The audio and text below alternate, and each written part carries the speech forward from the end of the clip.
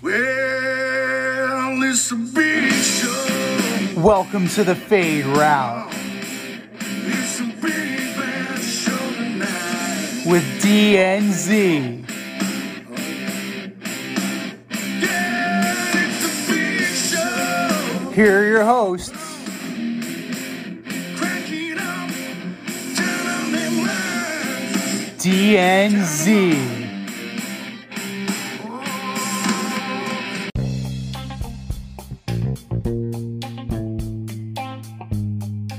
Welcome to this week's episode of the Fade Route with D and Z. I am D, and we got a great show for you tonight. A few rookie quarterbacks get their first wins as starters. We discuss if Herbert has eclipsed Mahomes, and we preview the NL wildcard round. But we begin today's show with the $300 million man, Garrett Cole. 2 innings in a non-bullpen game where the Yankees lose. Is this what the Yankees thought they were getting? Now and forever, a Yankee? What's up, Z? How's it going? What's going on, brother? You could not have gotten a worse return on your investment if you're the New York Yankees than last night. The only possible thing that would be worse is if he didn't make it out of the first inning, but 2 innings pitched, giving up bombs to Xander Bogaerts and Kyle Schwarber. Did not look comfortable the entire time. For those of us that are familiar with his oeuvre, it looked like peak Yankee Roger Clemens, where he just could not stay out of his own way. Coupled with the fact that that lineup that Aaron Boone had put together it was brutal. From 6 through 9 in that order, you're looking at Gardner, Urshela, Higashioka. Just not great at all. Yeah, just exactly. It's just that's what else can you say? There are a lot of major changes to be had. Ultimately, it's going to fall on Garrett Cole because it was the most spectacular of the failures. You look at Giancarlo Stanton, he's hitting bombs all over the field, but, singles to right, to singles to left, I should say, off the monster. I was out with my girl yesterday. We were at the Rambling House. A little plug for you and that first inning, Stanton hits that bomb. Everybody's up, yeah, this is awesome! And then it hits off the wall.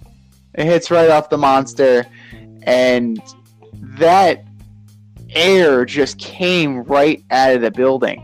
And even before Cole threw a pitch, defeat was in the air. I mean, there's a bunch of things to touch on here, right? I mean, first of all, it's an odd lineup. I mean, his 4 through 9 hitters were 1 for 17 going into the last 3 innings. You have Rizzo, Judge, Stanton, Gallo, Torres. I mean, what are you, playing MLB The Show? There's no JD Martinez on the white. He didn't play yesterday. So you were already in position where, okay, on paper, we should win this game. The Red Sox weren't even supposed to be there. I mean, and you could tell, and Buster Olney kind of reported this morning that you could tell in the first inning, Garrett Cole didn't have it. He's like, he had been to enough playoff games where you see Pedro Martinez, you see Eddie Pennant, you see Roger Clemens, you see Kurt Schilling, and you're like, oh man, they're on tonight. They're going 6, 7. They're not going to be stopped. And Eovaldi wasn't throwing anything special. He's pounding fastballs in there, which is why Stanton uncorked pretty much 3 home runs. I mean, he was batting. I think he's batting 400 in Fenway Park this year. Some absurd number like that. It's just like, what were you thinking? Like, this was not the game to say, hey, let's try something new tonight. We're going to shake things up.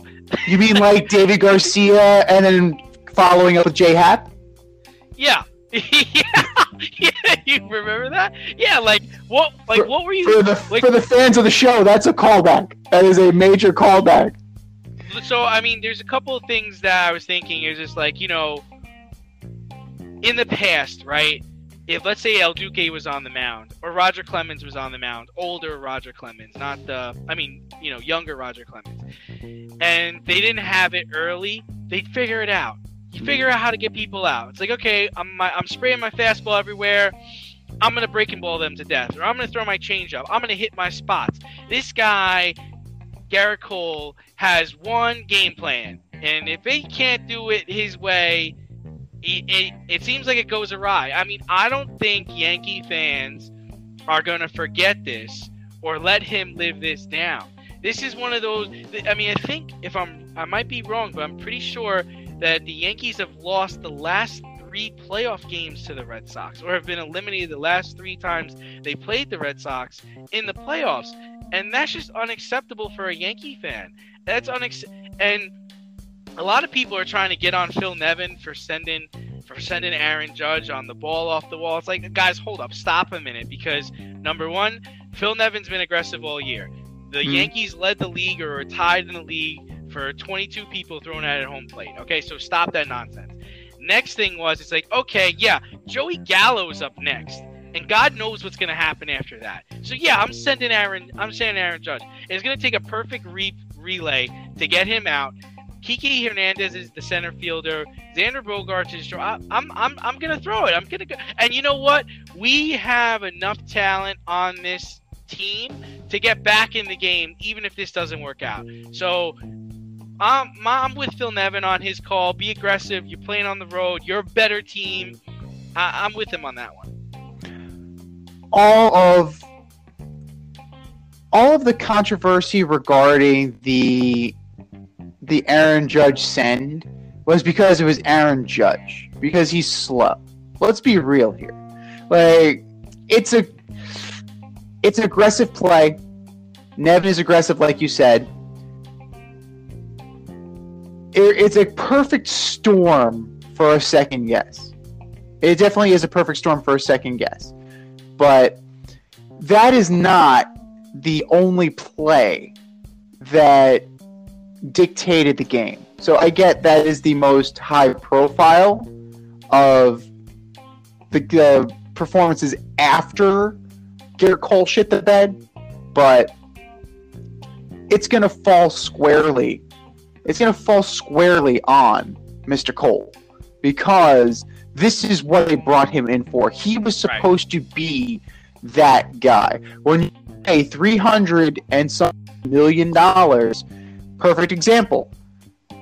The Yankees didn't to this contract, but Giancarlo Stanton's getting paid a boatload of money. He showed up tonight. He came to play. And kudos to Giancarlo Stanton. He showed up and he exorcised some demons.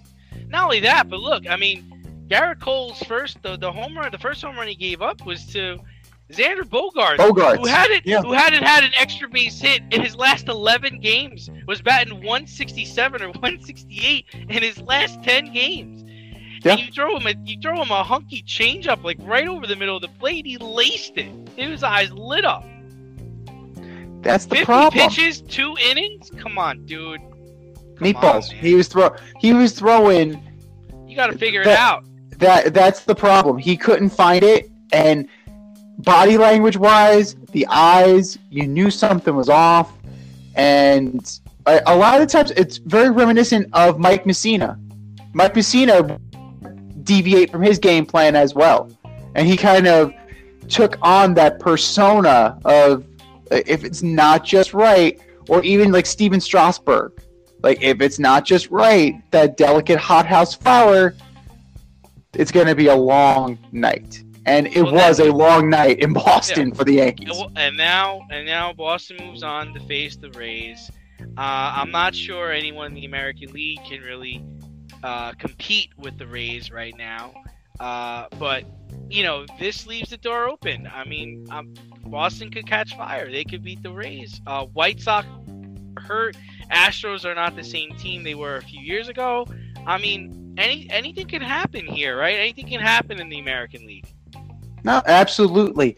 The other thing that Alex Cora did that Aaron Boone could not do is that he saved his best pitcher. Right? Cole was the only choice, and we went over this. Let's give some credit to Nathan Eovaldi. He stepped up big time, you know? That way he said, Skip, you can keep on. I got this. And he delivered the goods. So but if you're the Yankees, that's the guy you wanted to face. You didn't want to face Chris Sale. No, you didn't want to face Chris Eovaldi. You want to face a fastball throwing Eovaldi. He didn't throw anything crazy last night. He just hit all his spots. And that's why Stanton was teeing off. Because like, yo, you can throw me fastballs, I'm going to bomb you all day long. That's why Rizzo took him deep. He wasn't wowing anybody. You know what he is, and he knows what he is, and he's like, all right, I'm just going to go out there and do it. Like, but he was hitting his spots where Garrett Cole was spraying it. The other thing I want to say is he was aggressive in the strike zone. Yeah, and how about Aaron Judge really being the Yankee leader? You know, I didn't realize how much he was loved by the fans and teammates. They're going to need to re-sign him, and they're going to have to give him the captaincy when they do. You know, the Yankees got a lot of decisions to make this offseason. They got to figure out what they're going to do with Gary Sanchez. They got to figure out are we going to keep Anthony Rizzo at first base? Gleyber Torres has got to play second. That means we got to go get a shortstop. I like the kid Velasquez from Mars Park, but he can't really stay there. Urshela, he's gonna have to stay. So I don't know about that unless they have a universal DH. Stanton's not going anywhere, and I don't know if you really want to send Stanton anywhere, right? I mean, he proved this year that listen, if you don't play me every day, I can last the whole season. And you know what? In the postseason in October, I'm built for this. I come to play. The Aaron Hicks situation is awful. Brett Gardner, after the game, thinking he's coming back. Are you high? Like, you barely belong in this league. But you know what? But here's the thing. The presence of Aaron Hicks gives Brett Gardner job security. Because you're not going to play Aaron Judge 162 in center field. You can get by with Aaron Judge for like 30 games. Yeah. Not 162. And then Joey Gallo's got to stay. So, I mean, whatever. It's a shit show. But, you know, we move on to the National League Series. Dodgers versus St. Louis. Scherzer touched up already, surprisingly, but he's still dealing. Wainwright versus Scherzer. You know, who you got tonight? Who you got in the wild card round? This is a fantastic game for a multitude of reasons. You have the all-star at every position, Dodgers. They're throwing Max Scherzer out there, and you know it's going to be like the big glossy acquisition. Like, basically, it's going to be what Cole should have been. And for the Cardinals, at this point in his career, Adam Wainwright is no longer the superstar. Adam Wainwright is kind of the journeyman, veteran presence that's there to guide the ship, to kind of be the rudder. But this is going to be a fantastic game tonight. It's already 1-0 St. Louis. You can't help but feel like that little bit of momentum is going to be on St. Louis's side, but it's hard logically to think that the embarrassment of riches the Dodgers have won't win out in the end. It's very difficult, especially coming off of last night's game where we were going back and forth, right? What did I say? Like, I said the Yankees are going to win, even though Cole was going to have a 13-11, I think. I called 13-11. I was way off. But score. I'm looking, well, you know, I was expecting Cole to be done a little bit deeper into the game, but giving up 5 runs. I was off by a little bit. But compared to the Dodgers, they have the pedigree that the Yankees do not have right now, and you expect them to win out in this game. Yeah, I mean, I think if they were pitching anyone other than Scherzer tonight, I would probably take the Cardinals. But the fact that they're putting Scherzer out there, to me, he's my Cy Young Award winner. I think the Dodgers will take it. However, I don't think the Dodgers are going to be able to beat the Giants in the next round. No Muncy, no Kershaw. Bellinger is just awful. And the Giants have been crushing people all year long. So I don't have the Dodgers getting much further, even if they win tonight. And then when it comes to the other side, the Brewers will battle the Braves. I think the Braves can get by everyone but the Dodgers. So I think it'll be a good series with the Brewers, but I expect the Braves to move on without Soroka, Acuna. I just, and it's not because I'm a Braves fan. I just think they can beat them. They can beat the Brewers. That's true. You've been, I've been more bullish on the Braves than you've been this year. So that's surprising. As the Met fan, was more bullish on the Braves. But get in. All you need to do is get in and get hot. That's all that needs to happen. Get hot. That's all you got to do. And any one of these teams, would it surprise me if they were in the World Series? Not at all. Especially with the Cardinals, the addition of Arenado. This is exactly what they brought him in for, to get to this moment. As far as the Brewers go, they have impressed this year. Woodruff, Burns, Hader, Peralta, they've got some arms. Didn't think much of them at the beginning of the year, but they've definitely outkicked their coverage in that regard. Could they ride those arms to the World Series? Possibly. Could, anything is possible. This feels very wide open, especially now that with the rise of the Giants from out of nowhere. I remember I picked them third place, so this was supposed to be San Diego, and it makes you wonder. It really makes you wonder how far the Giants can go and how good Gabe Kapler can manage in the playoffs, and we're going to see what he can do. But I definitely think that all these series are going long. They're not. I don't see any sweeps at all. These are all competitive on both sides of the bracket. Very competitive. Yeah, it'll be a good playoff series. I'm sure Major League Baseball just does not want the Brewers and the Rays to meet in the World Series. But the Willie Adames series, you don't think they want to see that? You don't think Rob Manfred wants that? No, I don't think Rob I think it's keeping him up late.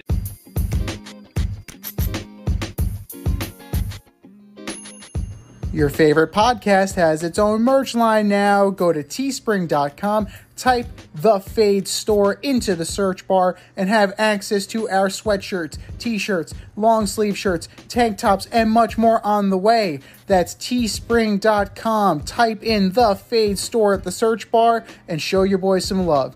Rep the Fade Route brand only at The Fade Store, only on teespring.com.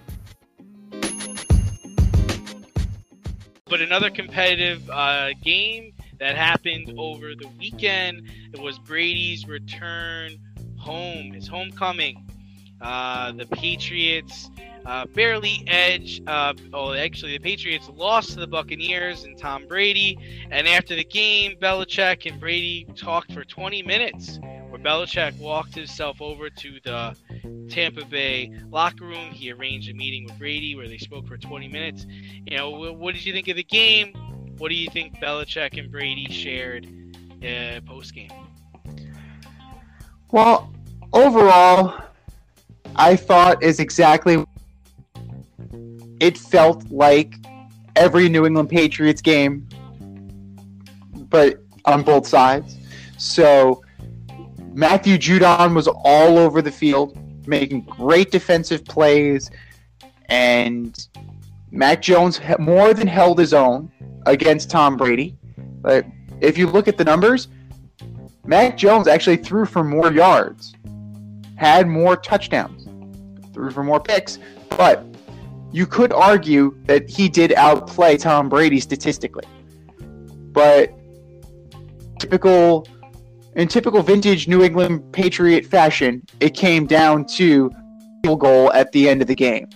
And in the rain. Exactly. But in this case, the worm turned and the kick missed, unfortunately.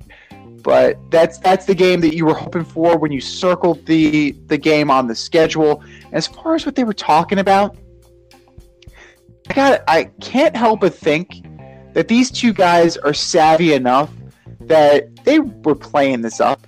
Like the hatchet has long since been buried, and they get that this is, just a little bit of media hype. You're just going to throw a little bit more, just going to put a little more eyeballs, a little more juice on this thing. And it wouldn't surprise me if they just sat back and, cracked open an avocado tequila and started laughing for 20 minutes straight about how they duped everybody into thinking that they actually hate each other.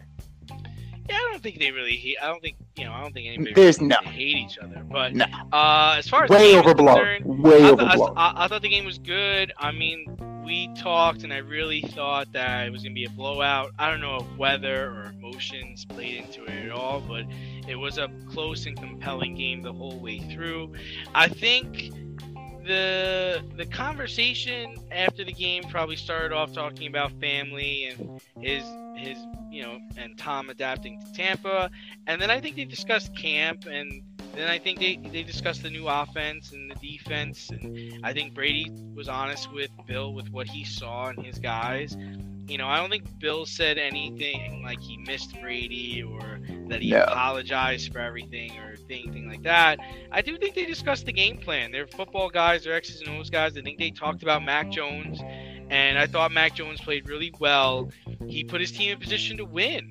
AB and Evans came to play and played well, and I think the Pats have been finding out every week that they got the right guy at quarterback and that they can compete. I mean, he's just going to keep getting better. He managed the game very well. He was very Brady-esque, Brady 2.0, or Brady from 2002 to 2003. But I think they're in a good position.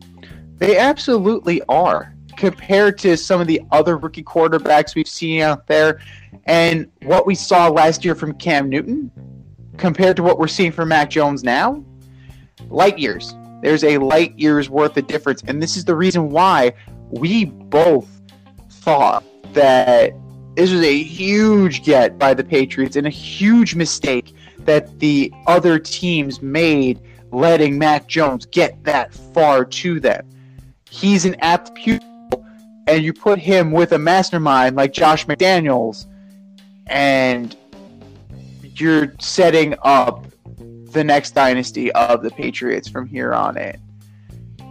So it's one of those things that I'm sure that Brady definitely felt some resentment. There's no doubt in my mind. You're going to tell me that, they've been trying to replace him for years, just like everybody else in the New England machine. It's that kind of system where no one is bigger than the team. And at some point, he's just in a better situation. That's why I don't really think he really cares about it. It's like, whatever. Like, I'm throwing to, 4 stud receivers, and I got my favorite tight end, and Cameron Braid's really well, too. Like, I don't care. Like, I really believe that he's not of the mindset of where he's upset or he's disgruntled or anything like that. No, he's results-oriented, but also your job is to sell tickets. Right? Your job is to sell this stuff, to juice the rivalry. Otherwise, you're not going to tune in, right? So, is there an element of that to this? I firmly believe that there is, because that little extra bit of juice is going to get those casuals to watch. And then maybe, just maybe, they may have something going. But as far as what went on after the game, just kudos and on to Cincinnati. You know how Bill Belichick is at the end of the day. It's just like it wouldn't surprise me if they've broken down film together, like you said. Are you in need of air care maintenance or service? I have the company for you. Air Care Technicians. They service the Westchester and Northern Bronx area and can help you with all your heating and cooling, maintenance, and service needs. Just give them a call at 914-315-1547. Again, that's 914-315-1547. Or shoot them an email at aircaretechnicians@gmail.com.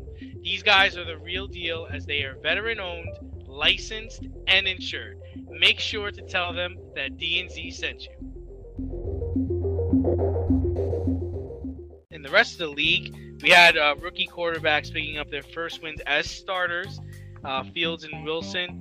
The Bears won their game. The New York Jets surprisingly beat the Tennessee Titans. Oh my God. Is this more to come, or is this the small peak before the valley of the rest of the season for these two guys? Now, to be fair to the Titans, they were down their top two receivers. So let's be real about that. But I think that going over the schedules and based on what I saw, you got a few wins coming the way of the New York Jets. That defense plays, and if Zach Wilson can play as well as he did, and just not do too much, not do too little, just stay in your lane. If he can do that, I'm looking at that schedule moving forward. They could potentially pull off 5 or 6 more wins, possibly. Just on the strength of that defense. Just on the strength of the defense. As far as New England goes, Mac Jones, you're looking at, as far as that goes, that's going to be, the schedule's going to be some hard sledding, but they could possibly pull off like 2 or 3 more, 3 or 4 more wins. It's going to, they're going to be competitive. So they're not like the drizzling shits of the division. Jacksonville, now you're starting to get into some tough sledding. And we're going to talk more about Jacksonville later on, but I'm not here to heap mounds of crap on top of Jacksonville, but it does not look good. It definitely does not look good. And that leaves us lastly with the new QB1 in Chicago with Mr. Fields. He's got some tough sledding. Like, I'm looking at these, like, to me, I see 2 sure things on that schedule. The rest, competitive, either competitive losses, competitive wins, or outright blowouts and stinkers. Yeah, I mean, I really thought the Bears were going to lose to the Lions this weekend. I thought Matt Nagy was going to get fired. But I found out that Matt Nagy turned over play calling duties to Bill Lazor. So the Bears won because Matt Nagy fired himself again. So kudos to him for that. Then he talks. Then at the end of the game, during the press conference, he takes all the credit for the win. Like, dude, this guy is such a clown. I actually think the Bears showed over the weekend that they could win despite him. In spite of him, they win games. The Jets beat a bad Titans team. They also have a chance to beat a bad Falcons team in London this weekend because they're returning that European series for God knows what reason. We're really sending the best and the brightest, man. You got this weekend, you're looking at Falcons, Jets, and the week after that, you're looking at Jaguars, Dolphins. Oh, I'm sorry, London. I'm sorry. They're really piquing the interest over there. Oh yeah, we really want to see this every weekend. So this was a peak amongst more valleys to come for sure. But at least they're not gonna go. At least the Jets aren't gonna go winless. That's all I'll say there. That's true. And you know what? They played them tough. You got to give some credit to the defense, man. Hey, they did. They did. Derrick Henry still had over 124 yards rushing. He was still a man with children around him. Even so, they still managed to squeak out the win. They went to overtime. The team didn't even have their 2 best receivers, and they went to overtime. That is more. Layup. It should have been a layup for the Titans. It should have been, even without Julio Jones, even without AJ Brown. They still had Mr. Henry. They still had King Henry. The Titans, Run the rock. Run the fucking rock. Run the rock.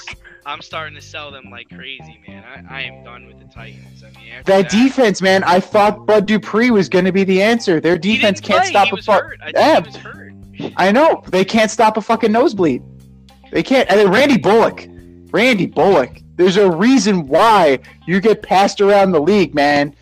I was texting back and forth with my girl too because we were watching it. I'm like, he's not automatic. He's not automatic. Just watch, and then boom, pushed it. Just like I called that one. Like if I put money on it, he would have made it.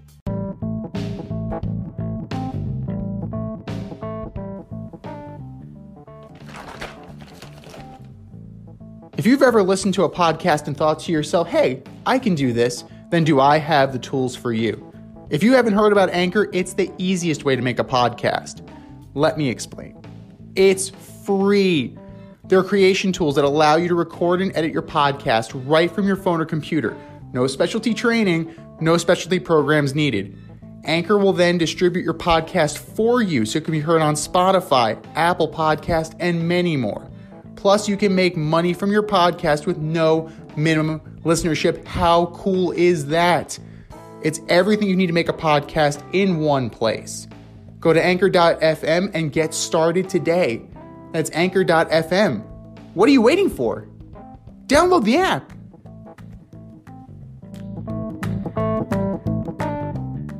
Let's talk about some more success stories. Justin Herbert goes 2-0 versus the AFC West.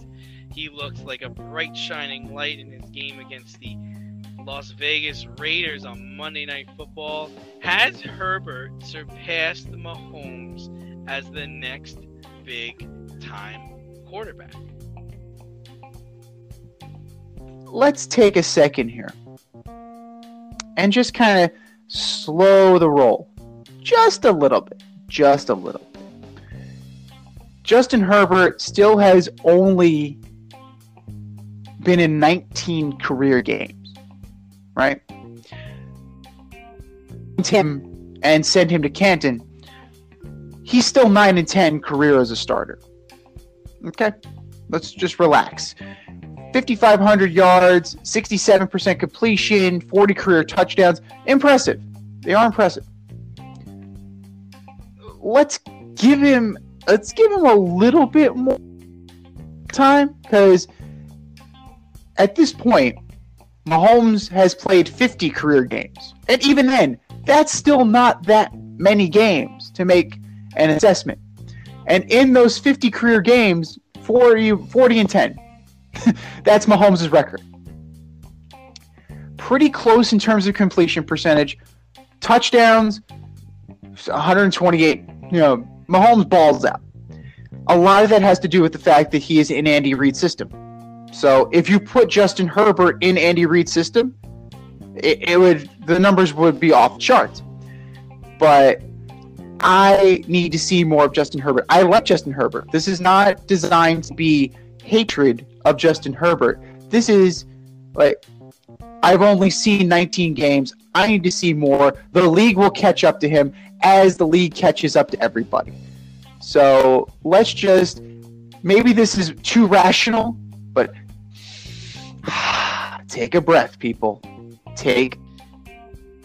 I don't think he's past Mahomes yet, but he's getting there. He just looks like a pro, and he delivers darts all over the field. He runs a sophisticated offense, tall kid. I bet the Dolphins wish they had him over Tua. 3 touchdowns in the first half, 0 and no interceptions, no fumbles. This is like the worst nightmare because the Chiefs now have a lot of ground to make up, right? Because now the Chargers 3-1, Vegas 3-1, Broncos 3-1, Chiefs sitting there, I believe, at 2-2. There's a little bit of fool's gold there, though. If you're looking at the Raiders and you're looking at the Broncos, there is a little bit of element of fool's gold there because the Raiders tried to a little bit because they beat some teams that had winning records last year. But if you look at the Broncos, it's the first real test they got, and and they lost. So we just got to keep an eye on like how heavily we are rating these teams for sure. Yeah, and then on the other side of the field, you got Derek Carr, he's leading the league in passing yards, and kind of fell apart in this game. I mean, they really never had a feel. They couldn't get their run game going, and they got Jacobs back, and he I don't know, he couldn't really get anything going. Ruggs drew a pass interference down the field, but they really couldn't get a connection with any receiver. So you got Derek Carr and Baker Mayfield are both looking for contract extensions. Who would you extend? How do you think this plays out? I just can't get the quotes from Joey Bosa out of my mind. Just about Derek Carr. That just be honest. I know, and this is the thing. Like we used to get candid quotes, right? Before cliches ruled the day, and you don't want to give your opponent bulletin board material. But for Joey Bosa to be so honest of Derek Carr that he would just turtle up, and as soon as you hit him in the mouth, he's going to get shook. Right? That gives you a little bit of pause. Yes, he is leading the league in passing yards. Overall, I would still rather have Baker Mayfield for the simple fact that it breaks down to this. Baker Mayfield is 26. Derek Carr is going to be 30, and he's had an issue with his back. Yes, he may want an extension. Derek Carr may play to earn an extension, but give me a healthy guy who's entering his prime in Baker Mayfield. That guy's a stud. Like, he is more than he's proven. Like, I used to think Baker Mayfield was a clown, but he has won me over with his play. And I think that he has more than lived up to the goods. And if I could keep him, maybe extend him 4-5 years at a reasonable cost, I can build around him some more, get some more players, and all of a sudden, my joke of a franchise for 20 years, the Cleveland Browns, we are now a model of stability. Cleveland would be a model of stability. What world are we living in? But but Baker Mayfield, I would definitely go with Baker. Both are playing balls out right now, but that injury, the injury to his back, Carr's back, gives me a pause. Yeah, I think we know what Derek Carr is, right? I mean, Mm-hmm. I'm not sure what Baker could be, but I know what Derek Carr is, and I think Baker leaves a lot out there. I was rewatching the game this past weekend. He missed Odell on a bunch of passes, and he made some foolish throws near the red zone. But I'm thinking he'll mature out of that. I think both guys are going to get extended because the Browns do not want to start over. No. And I can't see John Gruden really wanting to start over. I mean, here's a guy who had a chance to really join any franchise over the last 10 years. I mean, when Peyton came back, he had a chance to go to Denver. When, Josh McDaniels left at one point, he could have went to New England. Like, there were different times when he could have took quarterbacks, when they were coming out of the draft, and he chose not to. Andrew Luck was going to Indianapolis. He loved Andrew Luck. He didn't want to become the coach there. So I can't imagine that he's going to want to start over with Derek Carr. It's almost like he's married to him. So I think both guys get extended. The guy I'd rather extend, though, is Baker Mayfield, just because I know what Derek Carr is, and I don't know what Baker Mayfield could be. That's true. I mean, Baker Mayfield's ceiling is definitely higher. And if you're just looking at Carr's numbers, right? He's 14 games under 500 for his career. Whoop-de-doo. Yeah, Eli Manning is 500, exactly 500 for his career, but he's got the pelts on the wall. 178 career touchdowns, 74 career picks, 28,200 yards. decent, not great, decent. And then Mayfield, definitely, it's more on the come. Baker Mayfield already has over 12,000 yards, and he's only 3 games over 500 for his career, but he's also playing for the Browns. 77 touchdowns, 45 picks. Like that gap needs to widen in order for Baker Mayfield to kind of ascend to that superstar status, like you said. Sometimes he plays a little loose with the football, a little reckless, but if he can grow out of it and, dare I say, become Josh Allen, I think that would be Cleveland would be more than happy with that performance.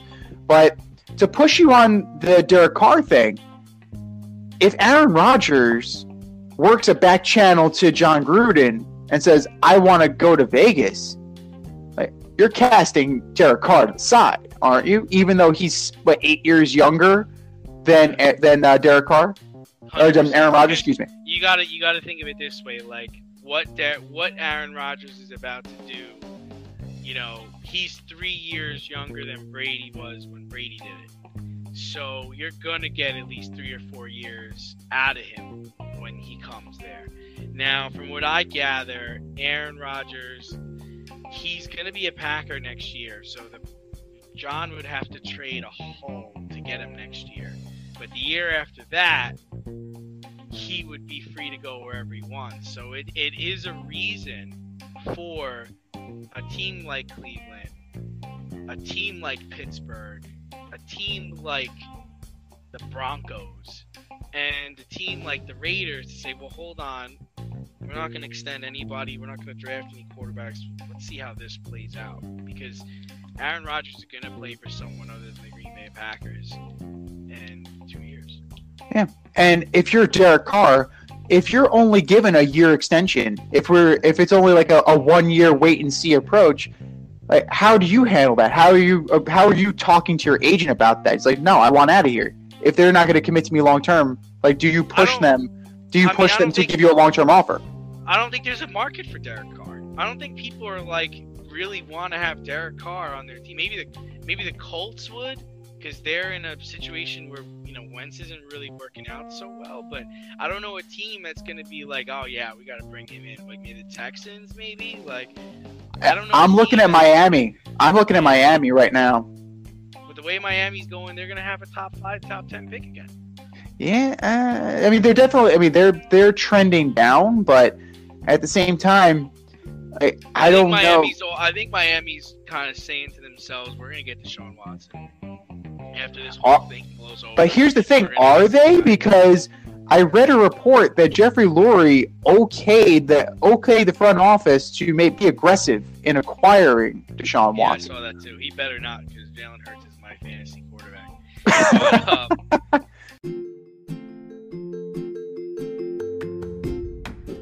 you can't help but smile when you see a balloon. The simplest occasion is a party. Westchester Pop Stars, located in New Rochelle, New York, offers balloon styling and decor for all life's events.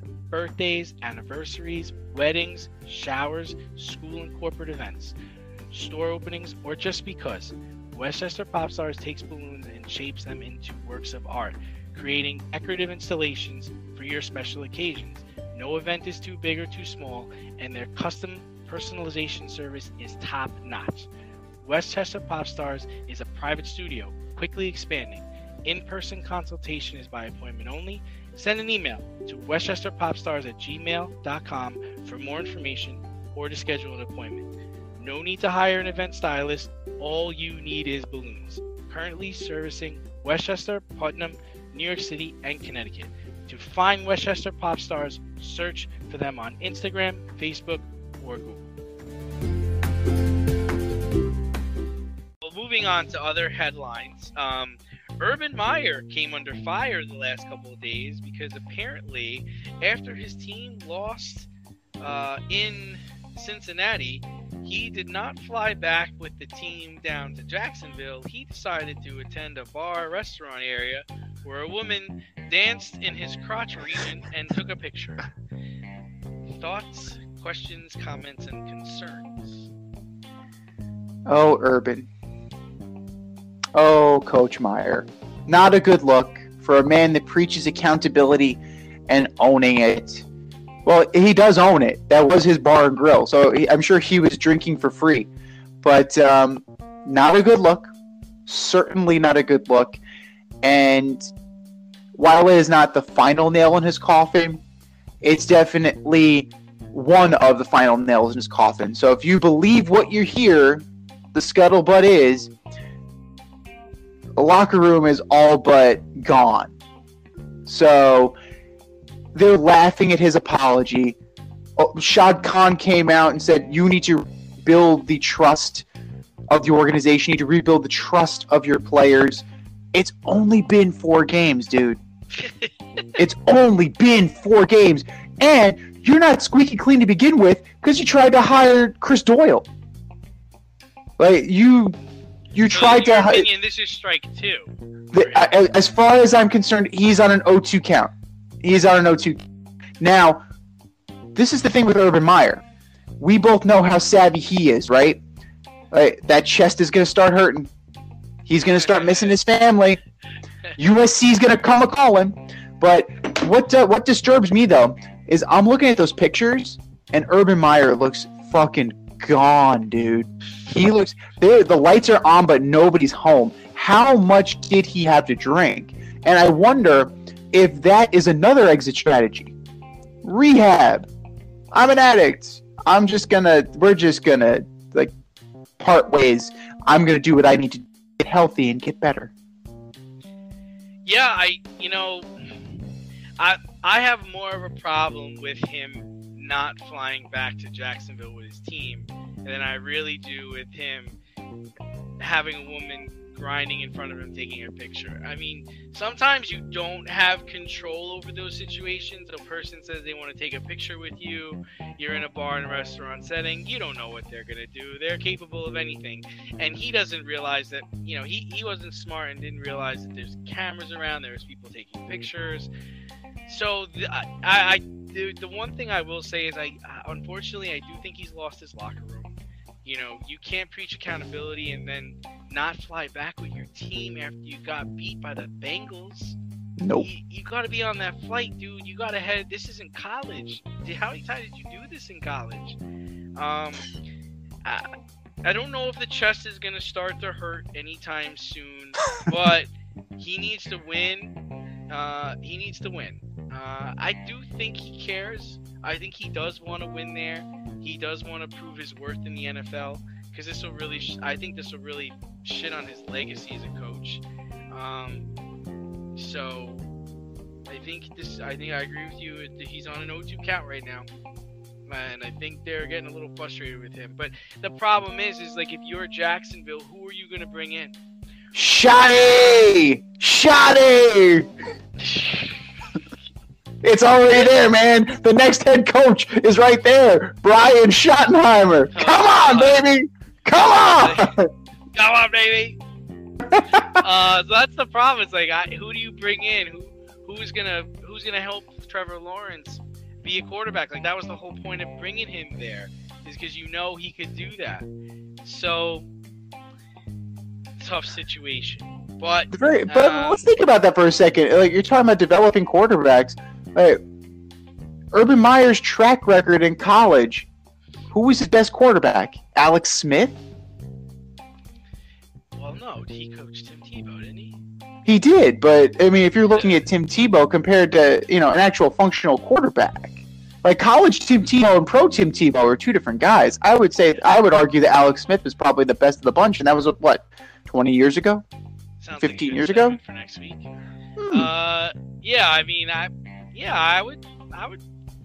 would go with Tim Tebow. I mean, I understand what happened in the pros, but he was mismanaged in the pros, and he did well when he did play. I mean, people didn't want to. We're going to talk about this actually in a segment later on, but people didn't want to coach him to his strengths. They wanted to run their system and run their scheme, and he really doesn't fit in like that. But yeah. And as far as Ohio State quarterbacks, like Cardale Jones. Cardale Jones, and he had Braxton Miller too, right? That was another one of those guys. Yeah. Right. He had JT Barrett. Nothing to write home about. No, he's all right. Yeah, All right.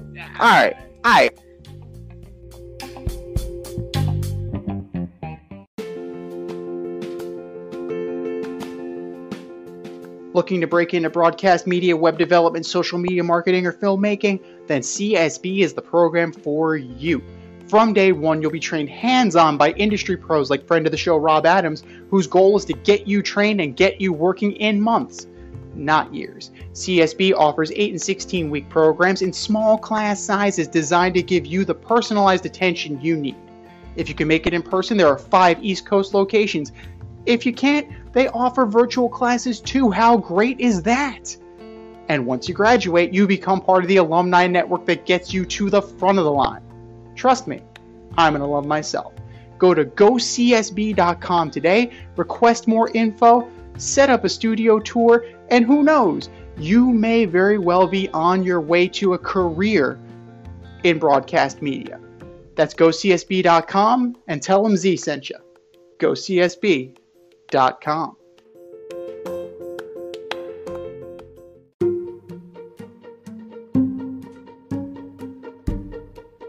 The Fade Store presents the Alleged Superstar of the Week Award.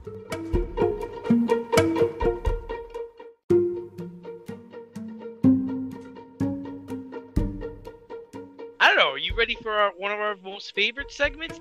The Alleged Superstar of the Week? Did you prepare for that? I'm always ready for the Alleged Superstar of the Week because we have lots of alleged superstars to choose from.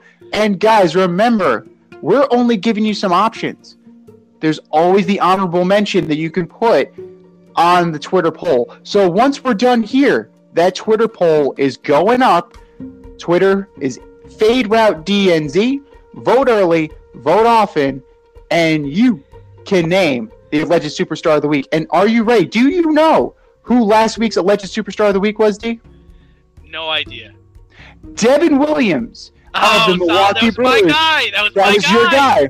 He beat out your guy, Justin Fields, in a tiebreaker vote. It was so close that we had to have a tiebreaker vote because there can be only one. Like Highlander, there can be only one. So joining the illustrious Aaron Rodgers and Matt Ryan is Devin Williams of the Milwaukee Brewers. And who will it be this week? Who are your nominees, D? All right, so my first nominee is Matt Nagy. Fired himself as offensive coordinator, let the laser call the blaze, and then tried to take all the credit. Matt Nagy, you are a special, alleged superstar. Number 2, Garrett Cole. 2 innings, 3 runs, 3 strikeouts, 4 hits, and over $300 million. Garrett Cole, you are one of my alleged superstars of the week. And last, but certainly not least, Urban Meyer doesn't fly home with his team, gets a photo taken at a bar restaurant with a random woman dancing in his lap after a team loss. Urban Meyer, you are my alleged superstar of the week. I think that those are all very good options. I'm just going to throw a few more. Although I think I have a pretty good idea who's going to win this week based on the performances. But Ben Roethlisberger, 26-40, touchdown and a pick. Mediocre once again. Good job, Ben. Solidly mediocre. Solid. Matthew Stafford, 26-41, 2 touchdowns and a pick. The vaunted Rams offense goes down and goes down hard to the Cardinals. Dalvin Cook. Mr. Cook was not cooking in the kitchen this week. 9 carries for only 34 yards.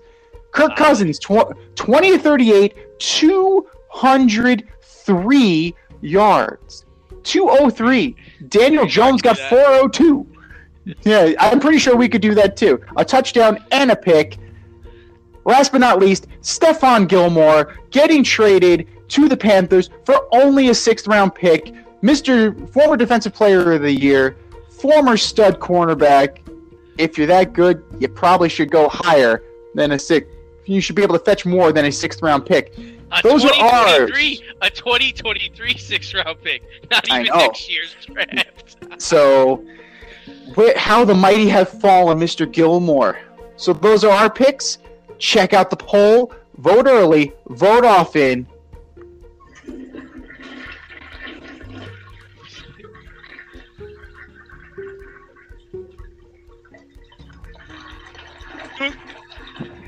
Do better, boys and girls.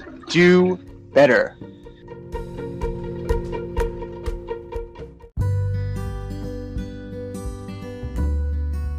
Avoid messy accidents. Get better stopping power with your brake pads. Callahan brake pads. You never know when you'll be driving in the road and there will be a truck tire that you need to avoid and save your family. Callahan Auto. We really care about what's under your hood.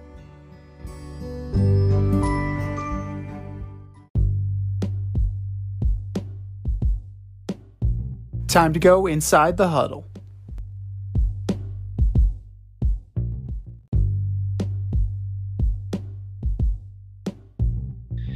All right, we're introducing a new segment this week. It's called Inside the Huddle, where we're going to debate a topic. We're going to get up on our soapbox, talk a little bit, and we'd love to hear what you have to say about it.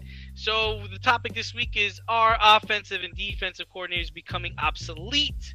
This question comes up because there are just no good coordinators out there anymore. Sure, you have your Gus Bradleys, your Vance Josephs, your Josh McDaniels, and your Joe Lombardis, but outside of a handful of guys, most coordinators have schemes that can only be executed by certain talent and certain players. Matt LaFleur was one of the OCs in LA and has had success with the Packers, but they have Aaron Rodgers. They have Adam Jones. They got Devontae Adams. Vic Fangio was a good D coordinator in Chicago with Khalil Mack and company, but that success is not really translated to the Broncos. Can coordinators really put their imprint on teams? Defense requires discipline, but players today, they don't want to hear any of this crap. They don't want to be disciplined. They don't want to be told what to do. They don't want to be yelled and screamed at. Offense requires less discipline. Well, offense requires discipline too, but offense can make up for their lack of discipline with skill, where defensive can't. So, what say you on the offense and defensive coordinators becoming obsolete in the NFL today? Well, besides the fact that your head coaches now are starting to kind of take reins, like the Matt Nagy's of the world, they have to have plays physically removed from their hands with the jaws of life because they cannot differentiate themselves. Like, perfect example, Rex Ryan. Rex Ryan, great defensive coordinator. Moved to the head coaching position, still was the defensive coordinator. You need to be able to delegate. As a head coach, you're the CEO. This is why John Harbaugh is so effective, because he can effectively delegate to his lieutenants. That is what works for him. Now, the way the coaching structures and org charts are constructed, that becomes problematic because you're not looking at one central coordinator. Now you're doing passing game coordinator and running game coordinator and defensive back coach and linebackers. And while it is important to have a differentiated skill position coach to teach these guys how to run the offense, to run the defense, to coach them up, you do need some semblance of leadership at the top. And it gets a little bit too alphabet soupy. It's becoming obsolete because you're diluting your coaching staff with more and more people.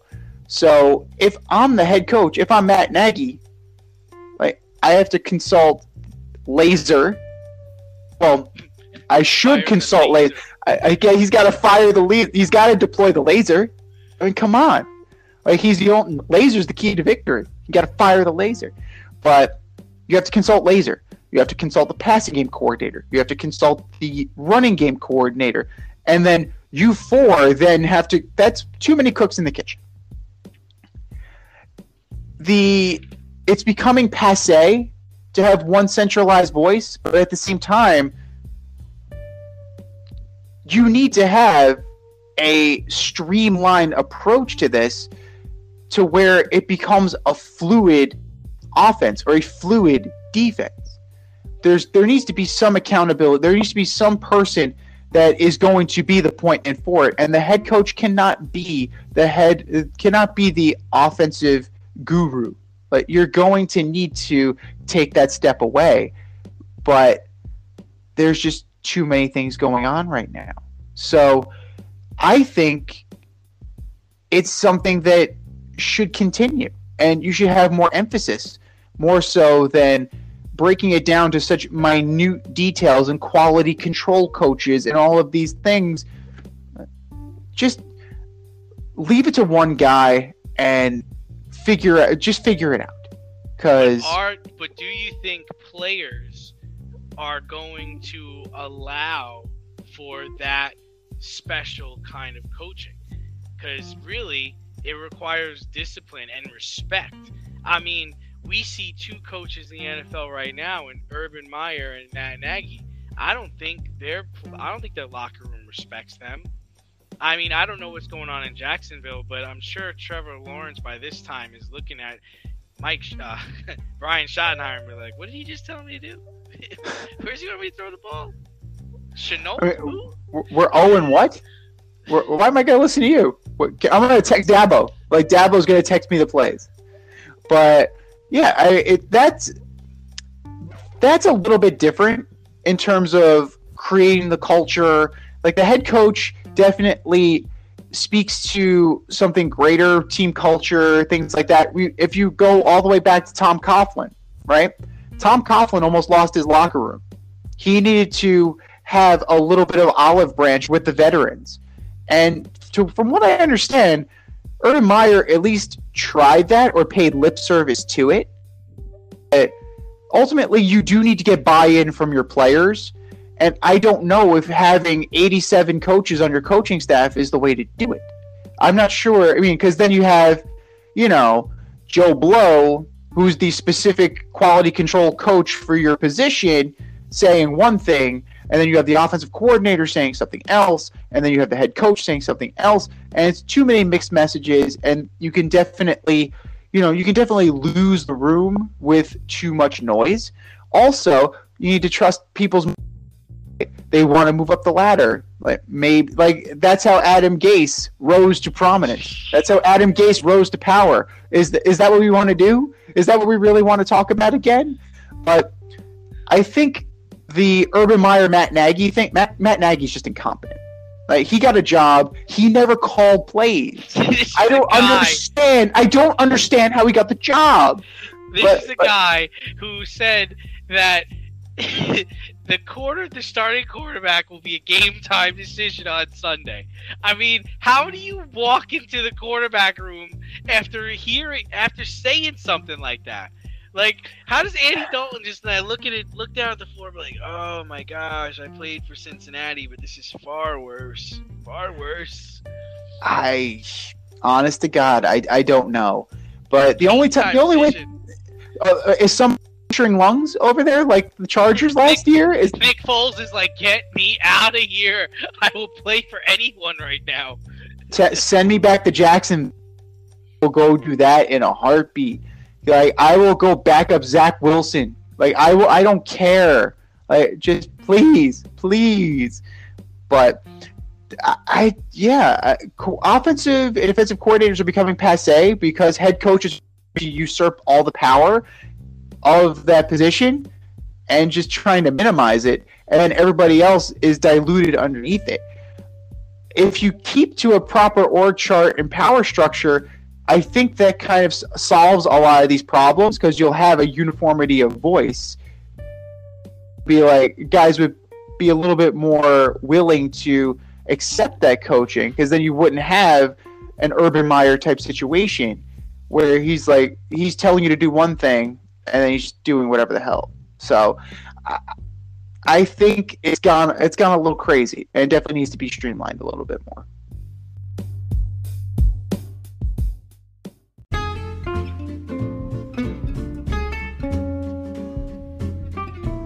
Need a little inspiration in the kitchen? Want to try something new? Or maybe you just need a new YouTube cooking show to binge? Well, I have the answer for all three. As You Eat It, hosted by me, Z. I invite you into my home and show you methods designed to empower and inspire you in the kitchen. Cook how you want to cook, eat how you want to eat as you eat it. That's As You Eat It, available only on YouTube. AZ, You Eat It. Check it out, and let's get cooking.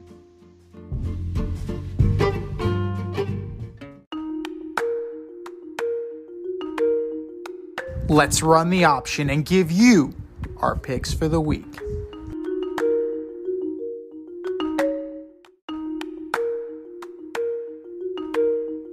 It is now time for the option for week 5. Can you believe we have already? Yeah, I can. You can? It feels every bit of... I can, and I can't wait for it, actually. I'm really excited. Nice. It's been a good season so far. It's so far. I went 10-6, so I'm still staying above 500. Yep, same. I was at 10-6. Rams did me in, and the Niners did me in. So the NFC West really messed me up this past week. But we got a new week, a new slate of games, and we're starting Thursday with the NFC West, ironically. The Rams at the Seahawks. Who you got? Yeah, I'm taking the Rams. I think it'll be a tough game, but the Rams have a nice schedule the rest of the way, so I'm definitely keeping them as my fantasy football team defense. My starting defense on my fantasy football team. I don't blame you. This is tough for me, especially coming off of last week. I'm gonna go with the Seahawks. Home field advantage. Short week. Think they'll pull it off. Sunday morning.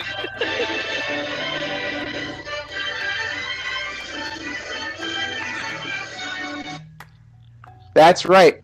London back, baby. London is back. Jets at Falcons. Who you got? I'm gonna surprise you. I'm taking the Jets. Jets. They can't win on their home turf, but they could sure as hell win in Europe. So I'm gonna have them topping the Falcons. It's not a surprise if we both pick them. So there we go. I'm taking the Jets too. That defense plays, man. That defense, they're trying hard. Say what you will, and I know you do. But I think you do, and often. But they showed me something. And the Falcons haven't showed me enough. Sunday, 1 p.m. slate. Lions at Vikings. Oh, the Lions still go winless. I got the Vikings. I thought you were going to take the Lions again. I was going to be like, no, what are you doing? Why are you doing this? Didn't you learn from last week? I certainly learned from last week. Damn it, man. Come on. We threw Detroit a bone and this would happen. This is what happened. Vikings are going to take this one. Dalvin Cook's going to run all over them. Easy peasy. Saints at team. Yeah, so I think this is going to be a good game, but I have to go with the Saints. I'm not really on the Taylor Heineke bandwagon here. Well, I think that the offense is playing. The offense is doing as well as it can do with Taylor Heineke under center. The defense is a little overrated. Like the Montez Sweats and the Chase Youngs, what we thought was going to carry them, it's a little overrated. Definitely a little overrated. I'm going to take the Saints as well. Pats at Texans. Oh, the Patriots better win this game. I'm taking the Patriots. Bill Belichick against Davis Mills. Need I say more? Pats win big. The Battle of Florida. Dolphins at Bucks. This seems like a perfect trap game, right?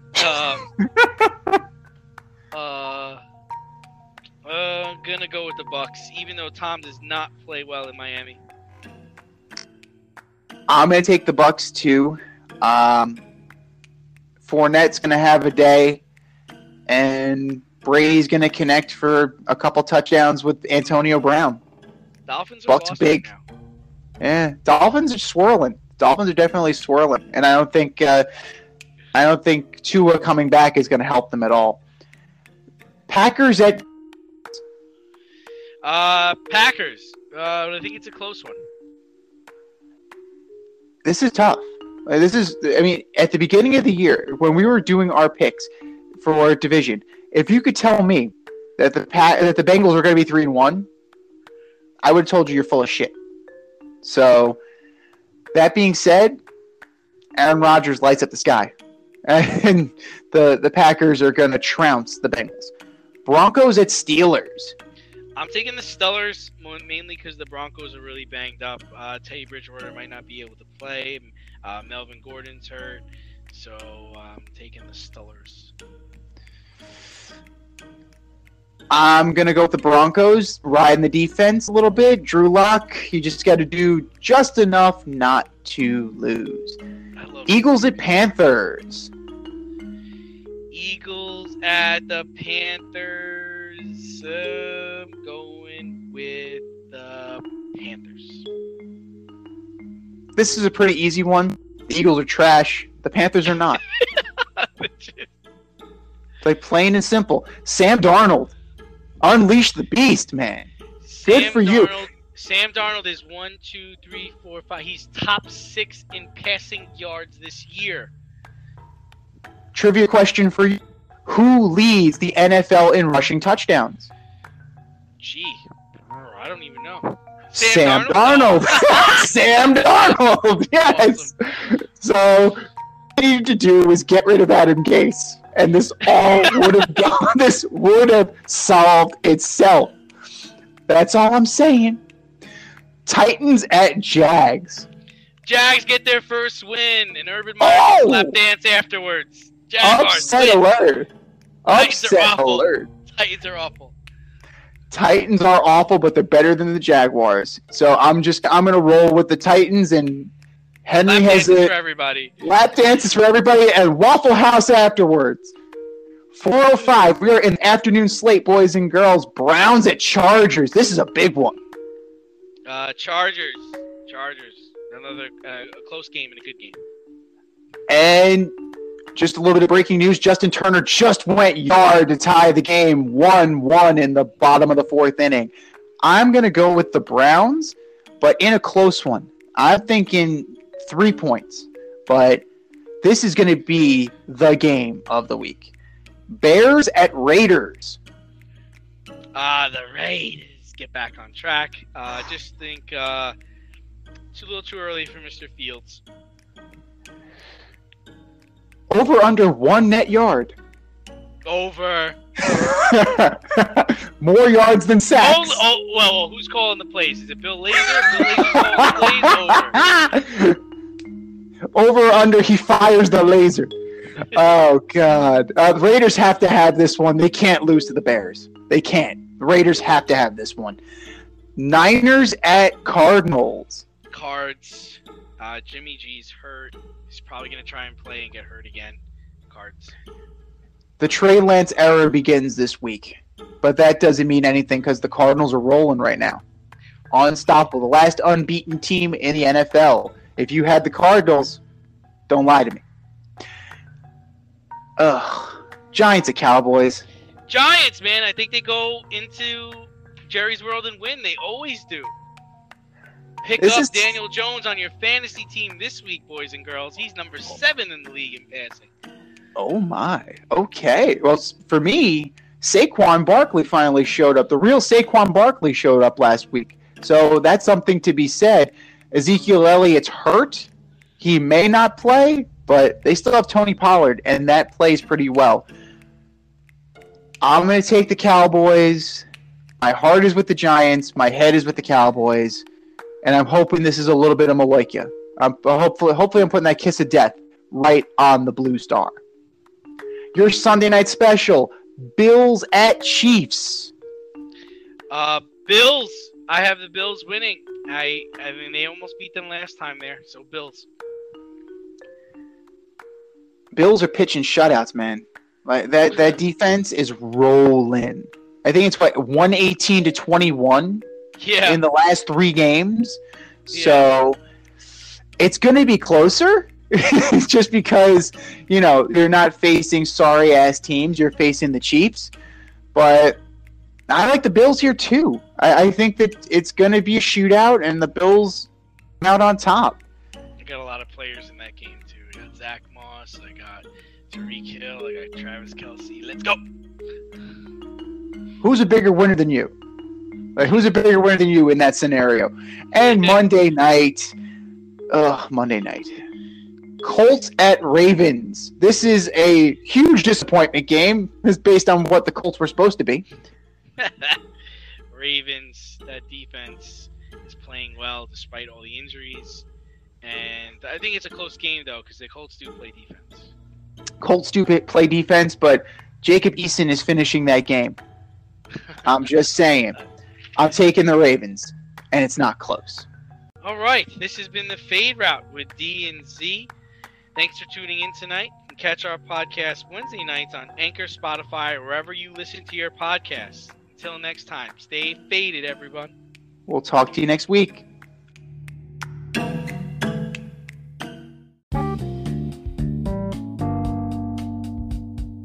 If you want to get in on the action, we want to hear from you. Hit us up at Fade Route Podcast on IG, faderoutemail@gmail.com, or slide in our DMs at Twitter at FadeRouteDNZ. Questions, comments, picks, segment suggestions, you name it. We want to hear from you. Get at us, in crowd.